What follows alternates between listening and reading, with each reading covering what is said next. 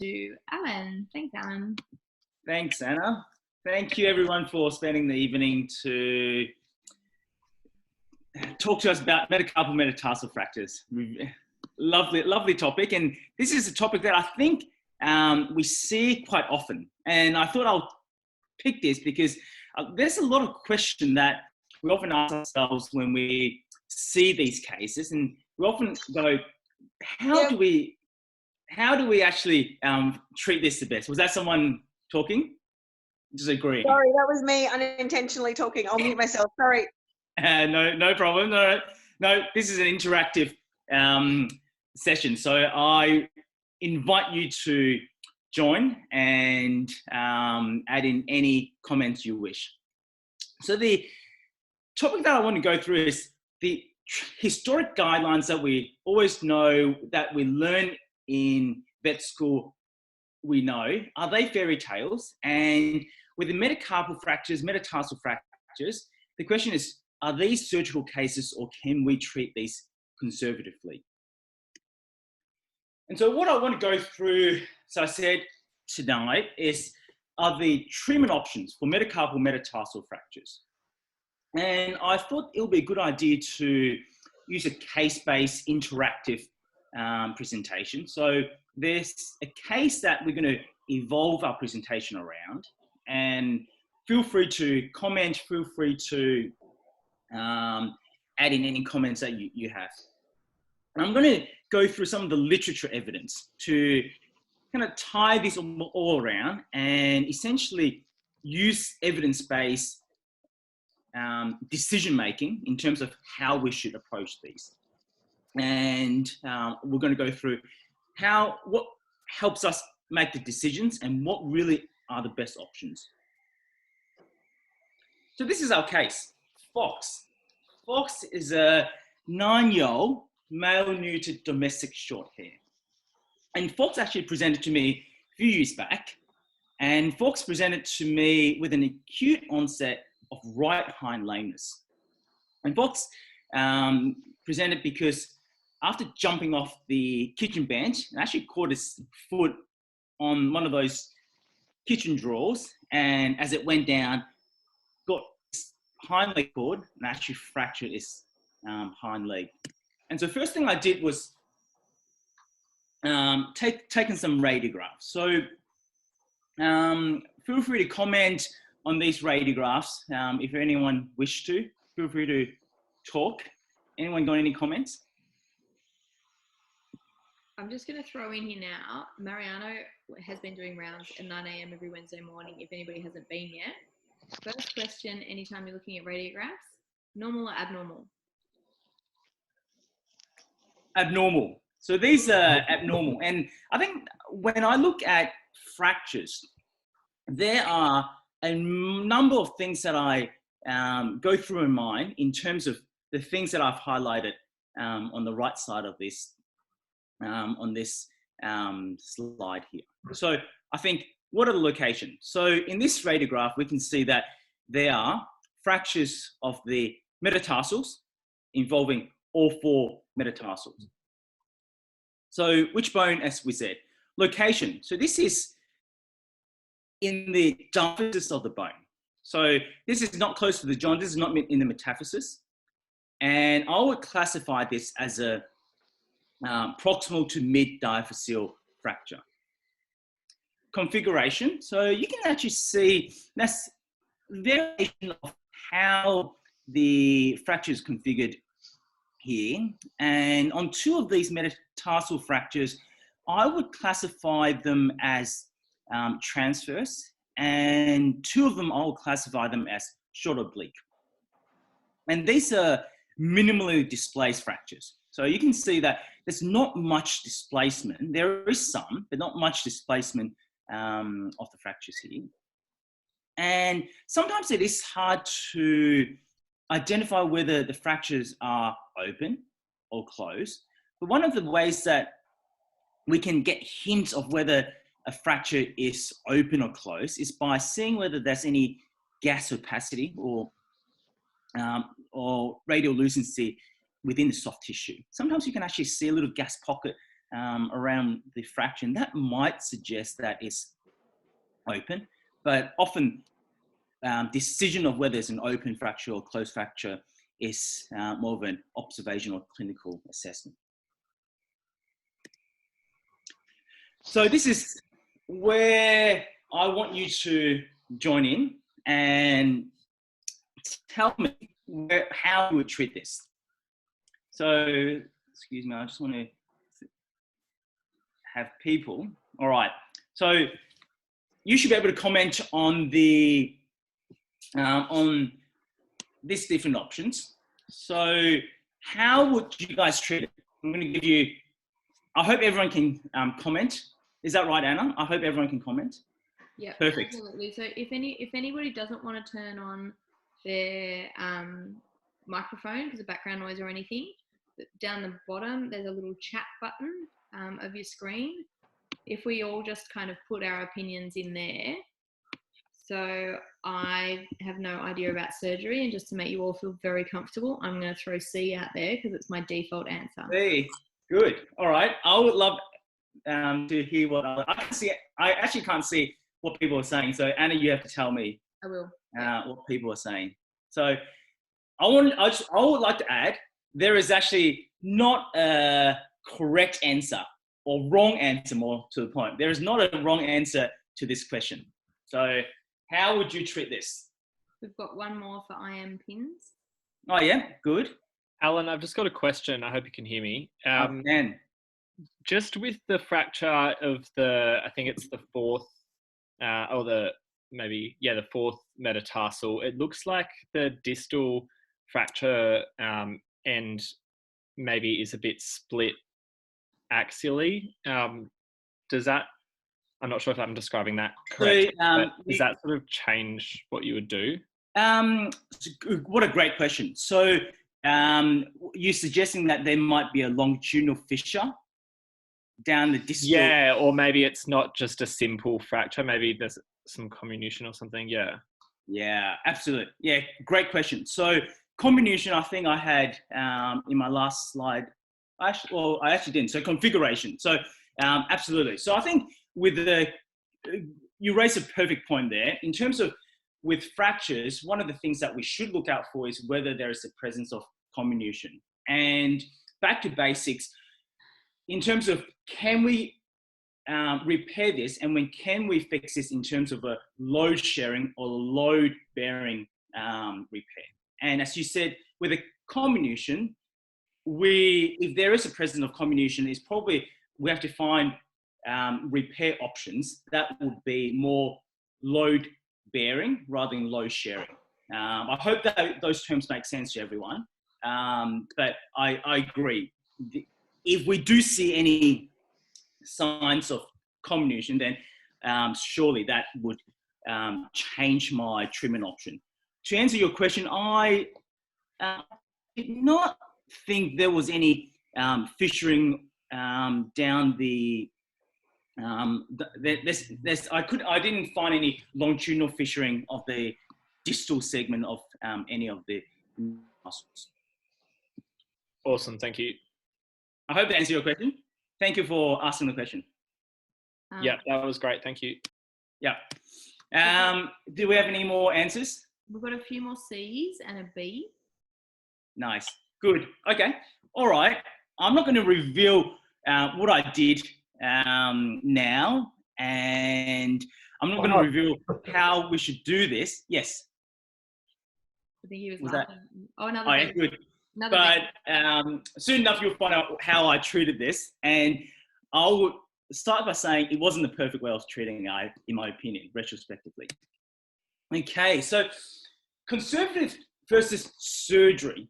So as you can probably work out, that the reason why I made this talk was to go through the literature and say, which way should we lean? Should we treat this conservatively, no surgery, or should we be surgeons and actually treat it with surgery? And so going back to our uni days, we would have been taught these historic kind of guidelines as to when should we do surgery, when should we treat them conservatively. And if you actually read some of the textbook, even the current textbook, some of the recommendations will be, we should do surgery if more than 2 of these metacarpal or metatarsal fractures, metacarpal or metatarsal bones are fractured, or if both 3 and 4, meaning the weight-bearing metabones, are articular fractures and severely displaced fractures. So these are the guidelines that historically, traditionally been the recommendation for surgery. And so what I want to go through is, are these really true? Should we be really following these guidelines that we read in the textbooks? What I want to point out is these guidelines are based on human recommendations, and these are purely guidelines and recommendations, and they are purely based on, in the veterinary surgical side of things, really, in my opinion, personal opinions. And so going back to the question, do surgical stabilizations yield a better outcome in these recommended cases clinically? So these cases that have these guidelines, do surgical stabilizations do better? And so that's the ultimate question that I want to answer today with you guys.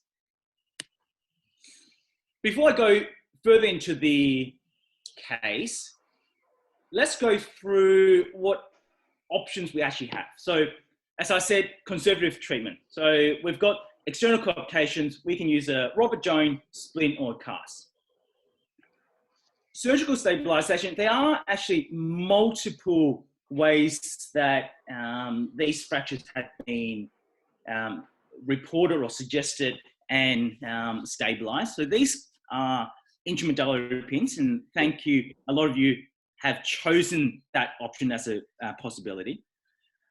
External skeletal fixation. So these come in actually many forms, which I, in my later slides, I'll go through, but these can be just a traditional linear X-fix, circular X-fix, or actually fixation with kind of what we call free-form or epoxy fixation, which are some photos in a sec.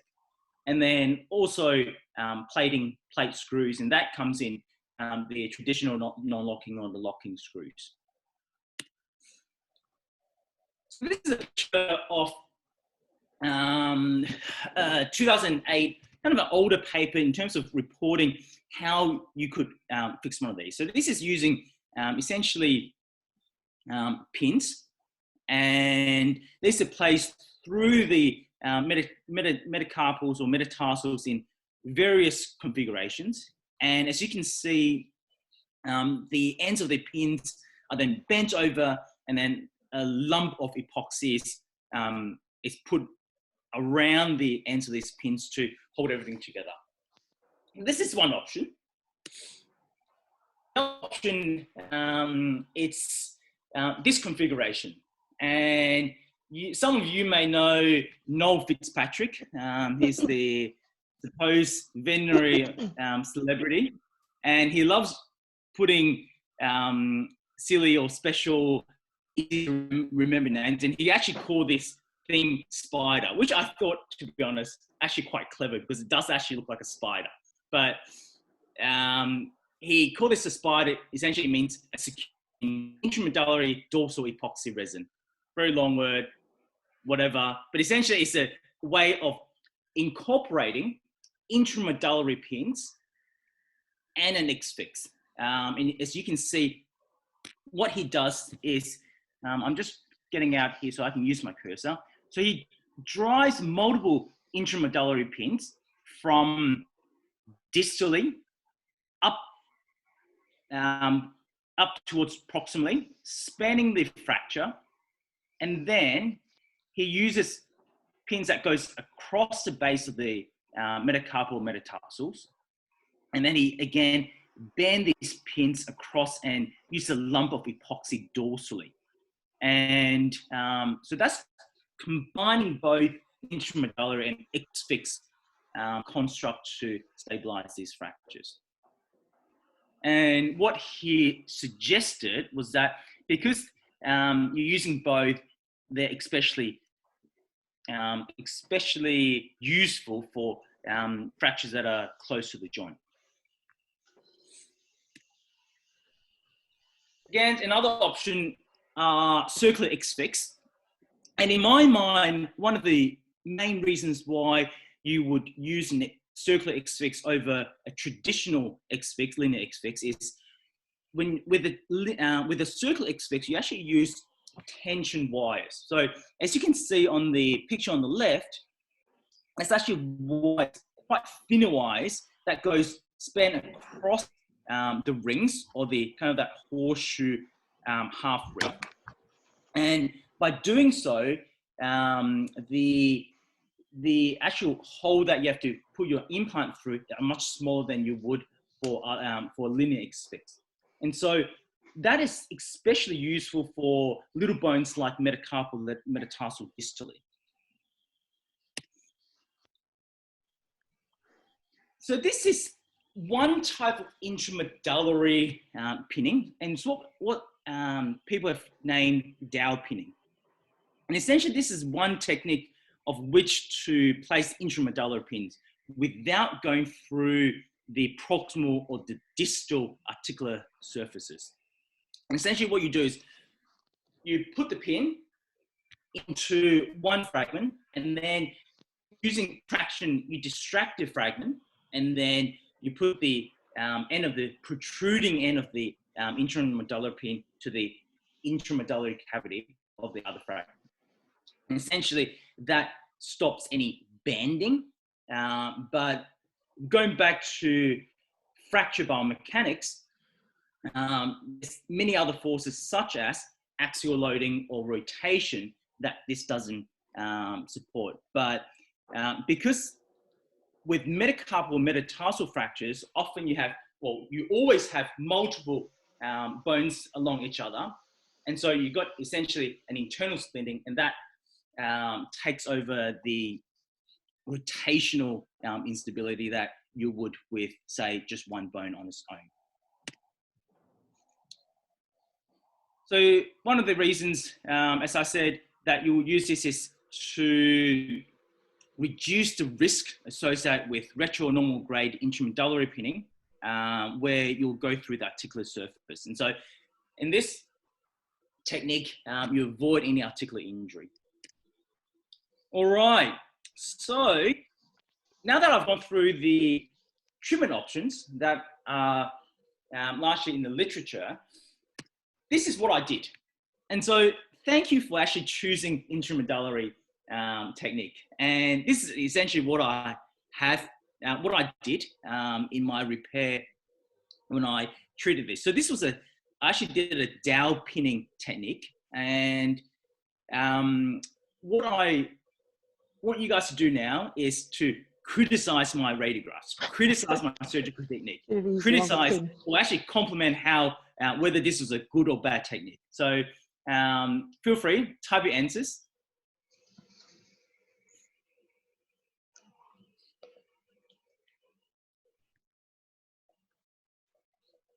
How are we going, Anna? Anyone typing? No. Just a comment, are you concerned about rotation? So the question is, am I concerned about rotational instability? Is that the question? Mm-hmm. Yeah. So back to what I said with intramedullary pinning, yes, it doesn't provide a rotational stability, but when used along each other, it almost creates this stability laterally. So to answer that question, when used in a row, I'm not concerned about rotational instability. And any criticism of this radiographs? Yeah, there's another comment that the pins needed to be longer distally. Yes, perfect. Whoever wrote that, well done. Well done. So I agree with you. So retrospectively looking at this radiograph, I agree that one of the mistakes that I made with this repair was that distally, the pins were inadequate length. So I should have, in my opinion, actually driven these pins down more distally.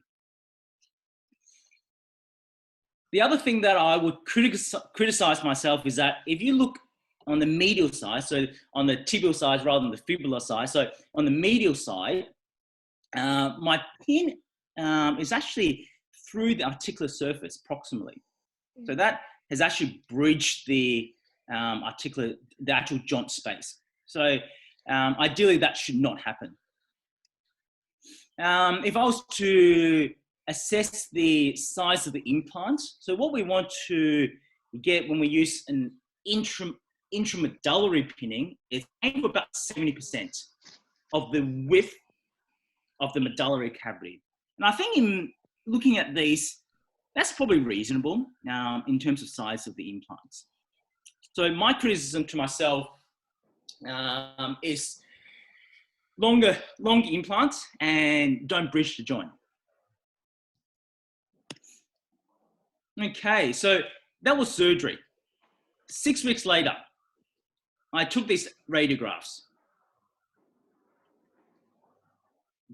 I would add first, by 6 weeks, I should expect reasonable radiographic evidence of callus. It might not be a full radiographic union, but I should be seeing activity of the fracture. Can I ask, Alan? So, any comments? Do you put a cast on post-op? Yeah. So, great question. Was that your question, Anna? Or That was me. Yeah. Yep. So there's varying. So if you actually read the literature, some people fix the fixation and then don't put a cast on, but some do as well. And in this case, I did. So in this case, I placed these implants, and then I placed a lateral splint in this. And so, what do people think of this? I will start by commenting that whenever I look at these radiographs, I am very critical in terms of how everything is progressing. And I'm not sure whether you guys would have kind of had this way of thinking or assessing your radiographs, but whenever I look at radiographs or fracture repair, I always use the 4 A's. And some of the new grads from uni may remember the 4 A's going through uni, but they're the 4 A's that I use when I assess these radiographs. So the first A is apposition. So whether my fracture is well opposed. So what do we think? Do we think this is a good apposition of fracture? They all seem to have moved distally. You mean the implants? Yeah, well, the implants you can sort of see, especially maybe I think it's the second metatarsal. Yeah. Sorry, it looks like it sort of slipped within the cavity, but it also looks like the distal ends of all of them have sort of slipped back off the implant itself. Mm-hmm. Yeah. So the implants come in another A, which I'll go through. So apposition, in terms of whether the ends of the bones are kind of opposing each other. And I think in this case, I can still see a gap. So that will be what I would comment on. Secondly, is the second A is alignment. So the second A is alignment. And I would consider the alignment of these metabones to be still adequate for healing, and they're not severely displaced. The third A, which is it Ben?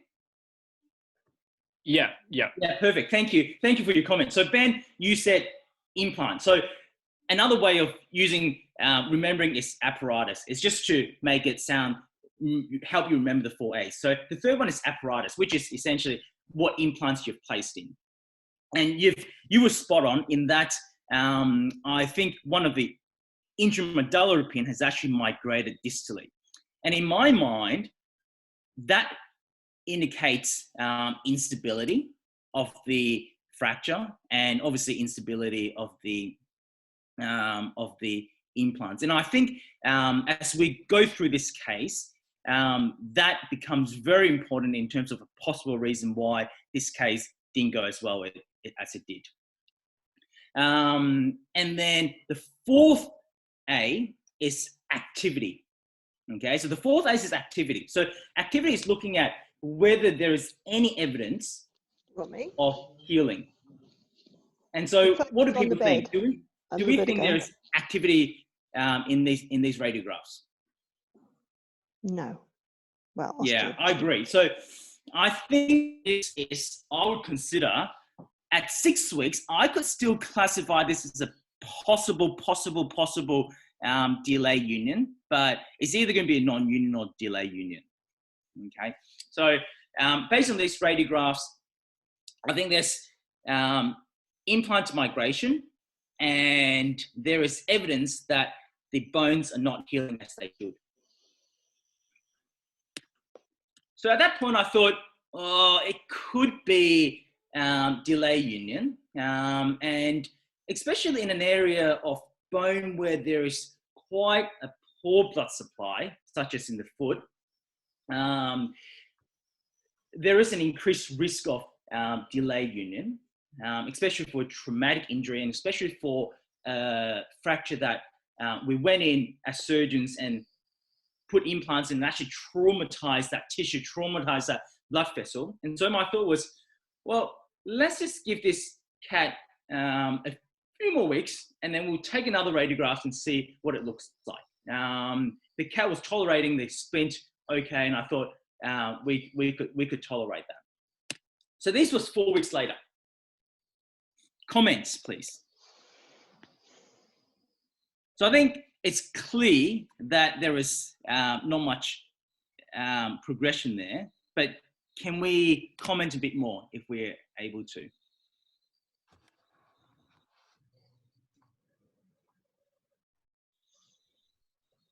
How are we going? Anyone?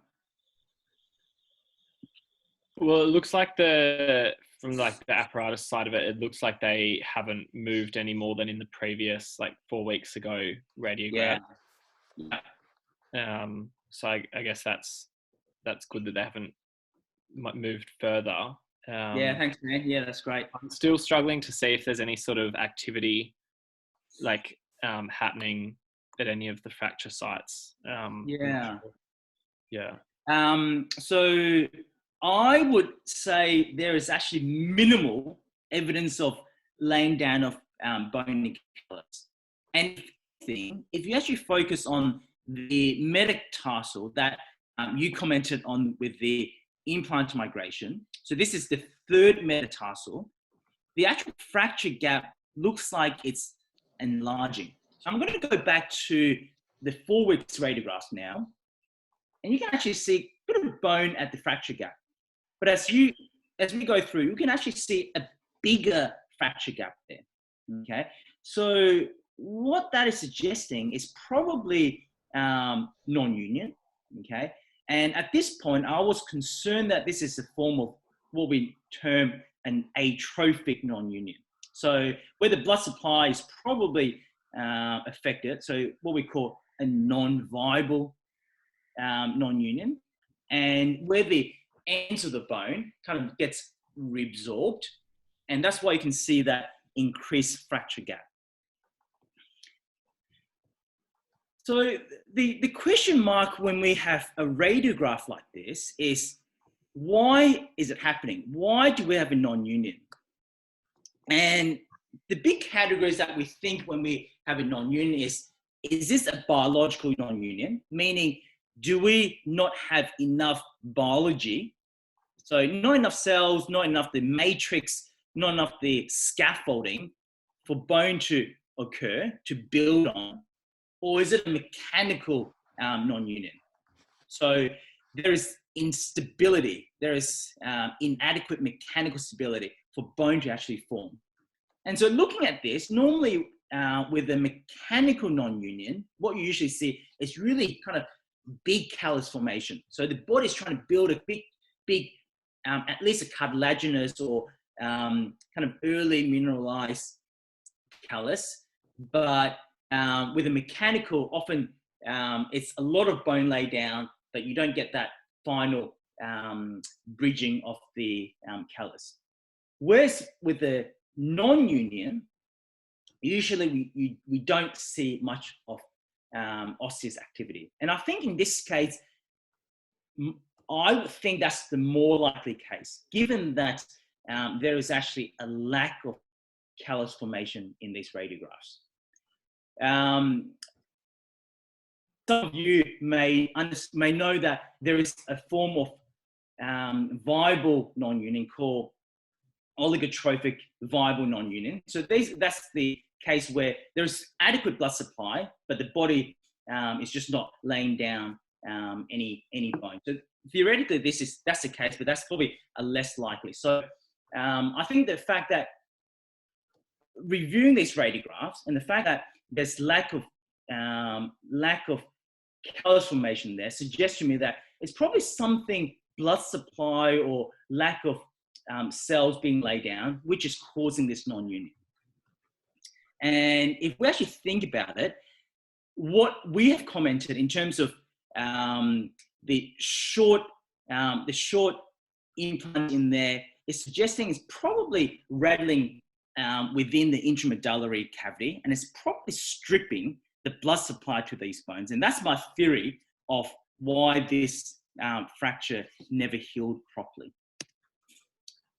So 2 weeks later, and I think I was at a point where I thought, I don't know how to do this, how to fix this. Let's just wait another 2 weeks and see whether they progress. And I think that was just futile hope.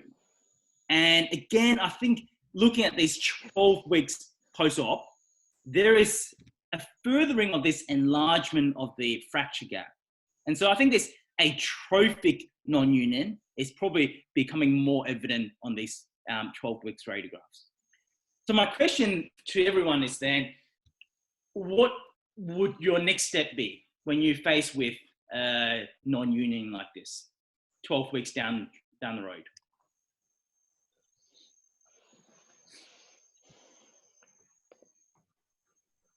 Would you have to go back in or try a different fixation approach, maybe remove the pins? Yeah, yep. I think that's a very, very sound logic in terms of thinking, are the implants causing problem, and should we remove the implants? And I agree, that should be considered. The only thing about dowel pinning or intramedullary pinning is that they are pretty difficult to remove. And the balance is, if we were to remove it, are we actually going to cause more trauma? And in this case, my decision making was that my thought was going in, trying to remove these implants would probably cause more surgical trauma. And so I did not, but I agree that removing implants is a possible consideration. Anyone else? Comment from Jill Allen. She said remove implants and consider cancellous bone graft. Perfect. Beautiful answer. So one of the gold standard when we think of non-union is some sort of bone graft, and autologous cancellous bone graft is probably one of the best options that we have available to us. And so that is exactly what I did. As I commented, I decided not to remove the implants, mainly because I was concerned that I would cause more trauma. And so I collected cancellous bone graft from the proximal humerus, from this cat shoulder, and then put the cancellous bone graft and packed it into the fracture site. So this was 14 weeks, and these were radiographs that were taken post autologous cancellous bone graft. 20 weeks. So this was 6 weeks later, 6 weeks post graft. And this was when I was just progressively sad and sad about this case. Any comments? Didn't work very well. Didn't work very well. Thanks, Anna. Perfect. Did not work at all, really. So you can see that the bone graft has actually been then reabsorbed. The bone ends have actually been reabsorbed as well. And in fact, if you look at these radiographs here, metatarsal 2 has actually undergone some reabsorption as well. So that's in addition to metatarsal 3, which we commented before. So this was when I go, have I done things wrong? We really be doing surgery in these cases. And from this case, this is when I thought, what should I be doing? What is the best treatment option? Should I really be pinning these? Should I really just be casting it? Should I be plating, or should I be a no Fitzpatrick and put a spike on? And so now, back to our initial question. Now that I've gone through this case, and this is n equals 1, but this is my traumatic n equals 1. So what would you guys choose now? Please comment.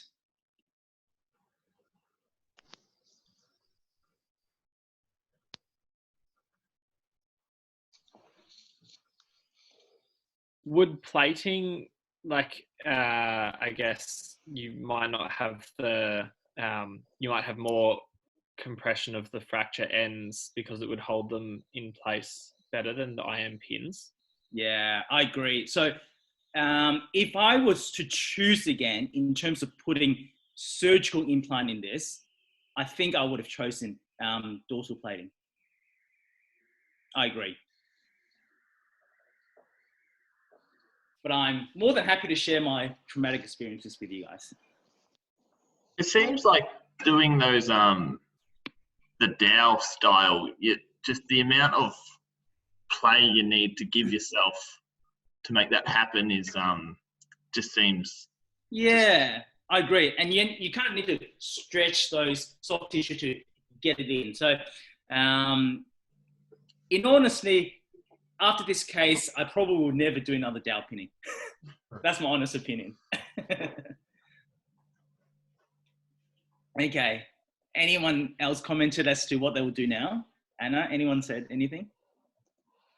Cage rest and lateral splint. Yeah. I would probably consider a lateral splint now. And I'm going to go through some literature as to whether that's true or false. Okay. Anyway, so these are still the options that we can still think about. Another couple of options. One from Jill saying still IM pin but placed through dorsal approach and bend pin tips distally. Yep. Cool. I agree. So I would comment that this was a case that I had as a resident, and this was a very learning case, and hence I wanted to share with you guys. All right, so let's go through some journal articles and actually the evidence behind how we should make decisions with these. So this is one of the older papers, so back in 1997, and this was the first paper that really talks about how we should fix the metacarpal metatarsal fractures. So this paper had 37 dogs. They both metacarpal and metatarsal fractures. And there were a range of treatment here in this paper. So 24 out of the 37 had external coaptation. 2 simply just had rest, and the remaining had some sort of surgery. So either plate, intramedullary pin, or X-fix. And so how they assessed this paper was they didn't actually use any functional outcome as measurements, but they used radiographs to review the outcome or radiographic outcome of these fracture healing. And what these guys found back in 97 was that when treated with external coaptation, there was a high incidence of malunion. Okay, and so I think that makes sense to us that if we simply use external coaptation, we're not physically rigidly fixing these fractures, there's probably a higher outcome of malunion. However, what this paper found was that fracture healing occurred irrespective of stabilization method. So conservative, surgery, or the fractured heel.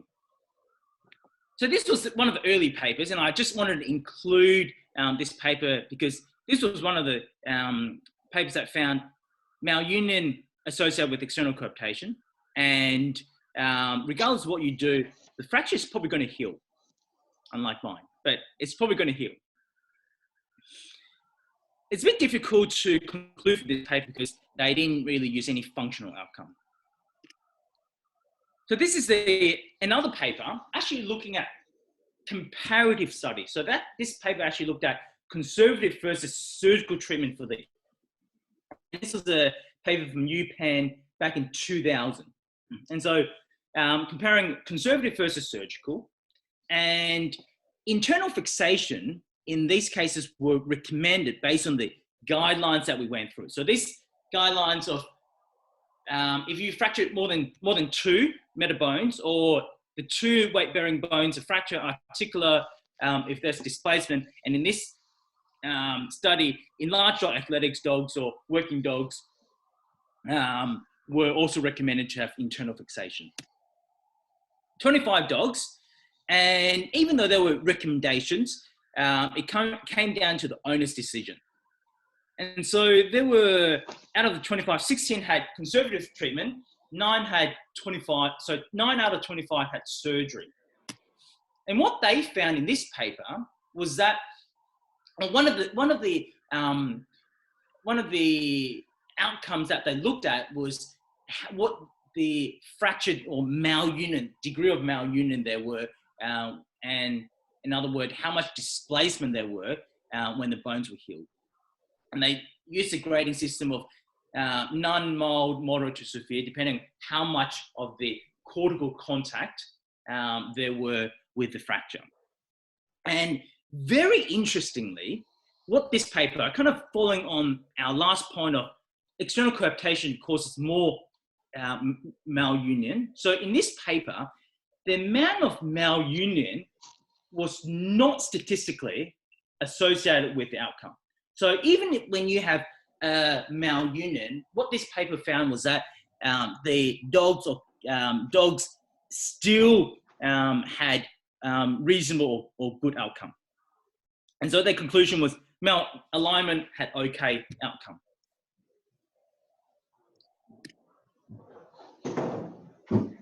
Then they looked at whether the dogs which have more fractures, so whether 2 fractures, 1 fracture, or more than 2, 3, i.e. all of them, did better or worse. And there were, within the conservative group, there were 2, 3, or 4 fractures. And then with the surgical treatment, there were 3 or 4 fractures.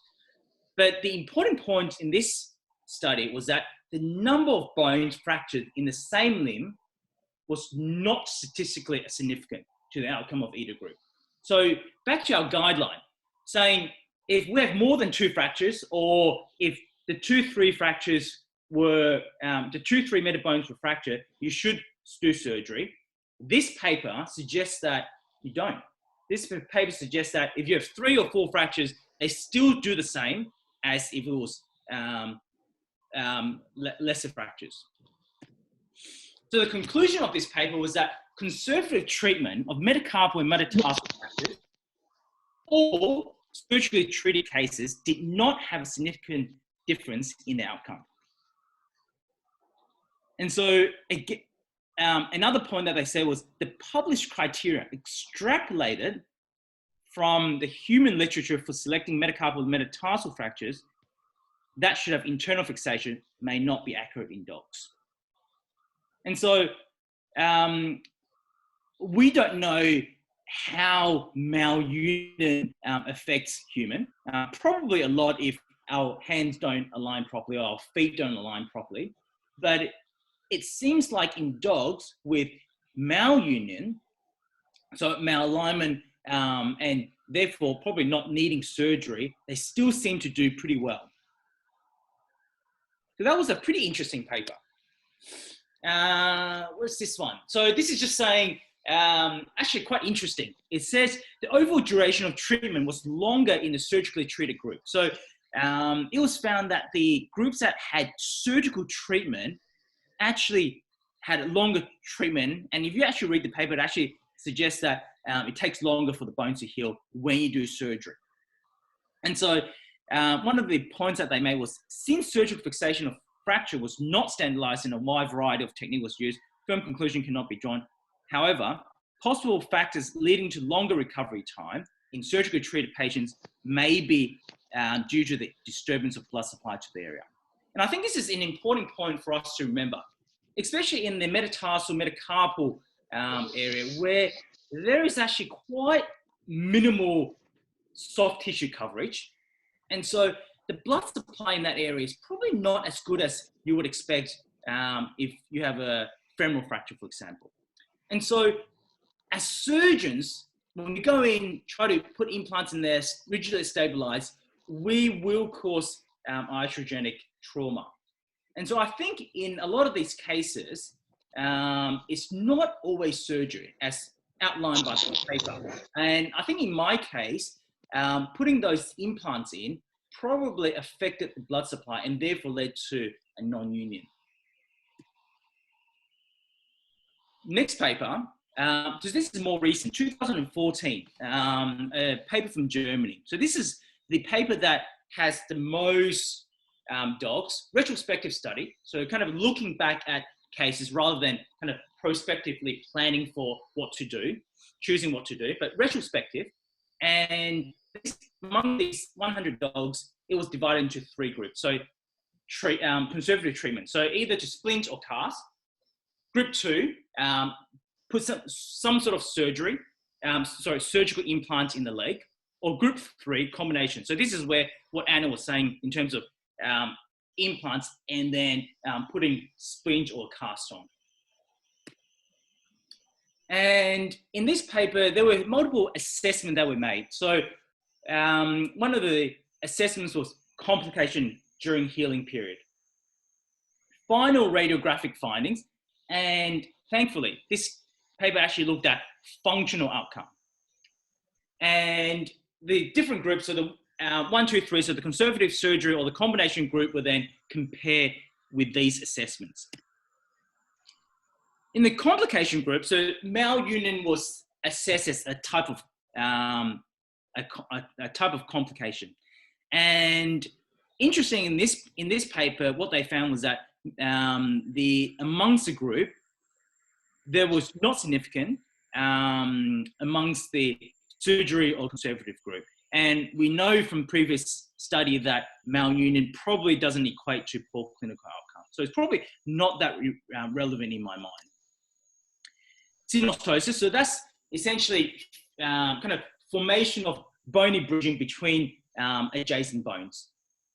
And synostosis occurred more frequently in the fractures where the fracture is on the proximal half or near the kind of that top of the metacarpal metatarsals, or if they were comminuted fractures.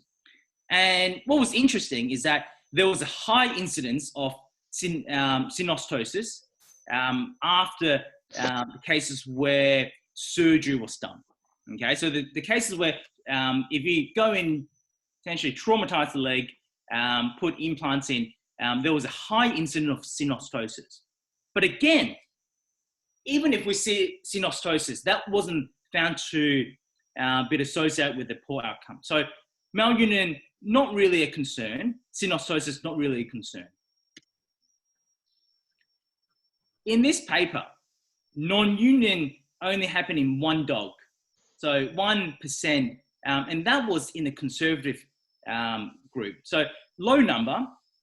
And when I read this paper, I felt unlucky that I was the 1% with my case.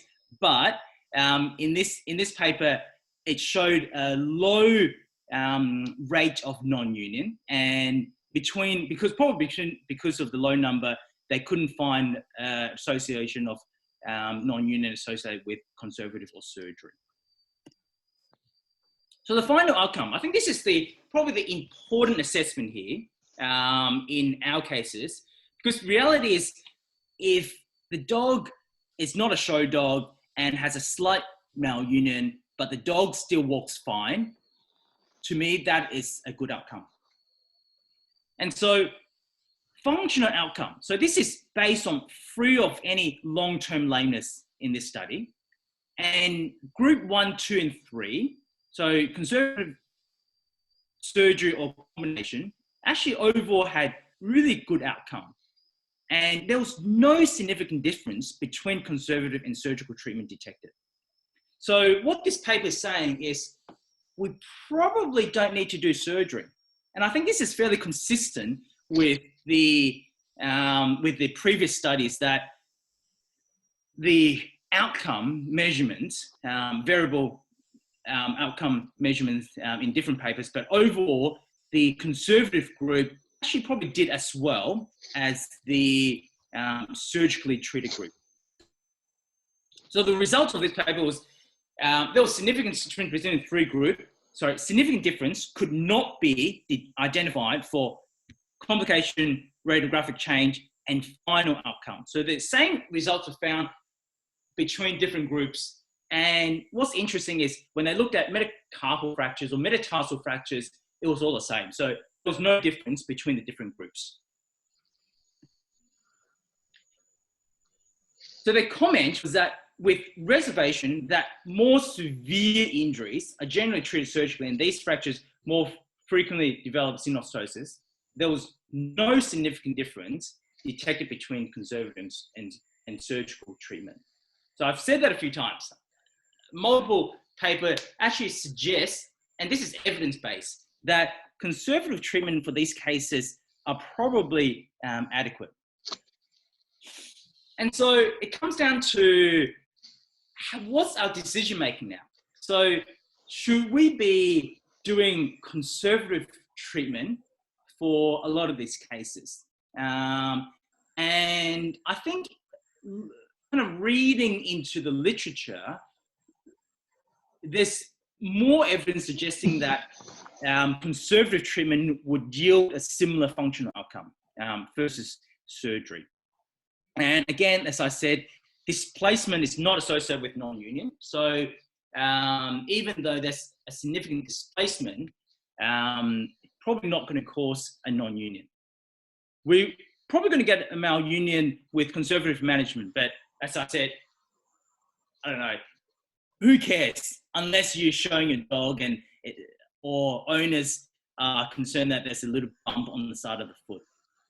And so back to the guidelines as to what we've said previously from the start, are those human guidelines really applicable? And in my mind, probably not. So the guidelines that we probably learned at uni when we were undergraduates, probably in my opinion, shouldn't be the only guidelines that dictate how we treat these. I do think there's surgery, there's cases where surgery is still applicable in some of these cases where there is severe comminution and if we can't rely on external coaptation to get adequate alignment acquisition of these fractures, and maybe surgery is indicated. But I think a lot of these cases, I have become more conservative based on my experience and based on these evidence. So that's my last slide, and I actually added in about Fox. So 24 weeks post-injury, the cat was putting a bit of weight on that leg, although the cat still had a unstable fracture palpably. And then as I rechecked this cat, remarkably, the cat was actually putting more and more weight on that leg. And I suspect it was probably some form of pseudoarthrosis that was forming, or some sort of callus formation that was somewhat stabilizing the fracture. But so in the end, the owners decided not to do anything more. And the cat went on to have a mild to moderate lameness on that leg.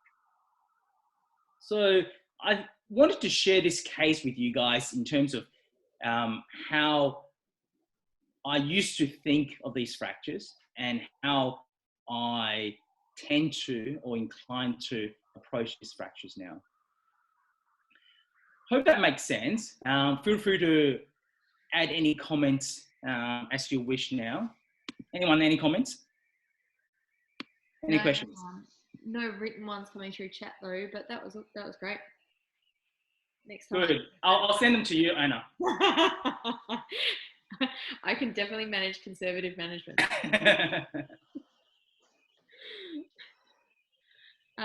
So Alan, on the invitation to this rounds meeting I sent through on the email, Alan's email is up the top.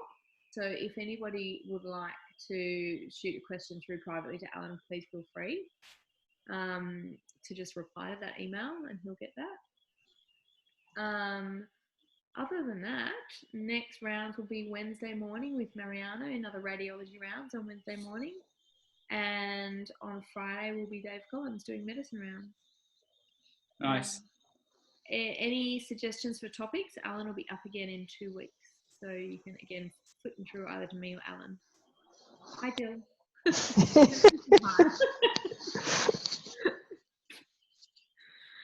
Great. Well, right. thank you for spending your evening with us. And I like presenting these, and hopefully it helps in with all of my presentations. Feel free to interact. I have found presenting over computer exceedingly difficult. So thank you for those people that have commented. Thank you for typing your comments, speaking out. So I do appreciate it. Me too. It's a really weird vibe to be speaking to a screen and not getting anything back. So Yeah. It's really, as much of a conversation as we can make these, don't be shy. It's great. It even feels weird speaking with your camera turned off. You feel like really antisocial or something. Yeah. Yeah. We're really trying to keep these pretty small groups. So we're trying to keep them under 20 people because otherwise then people talk over the top of each other and it gets a bit messy.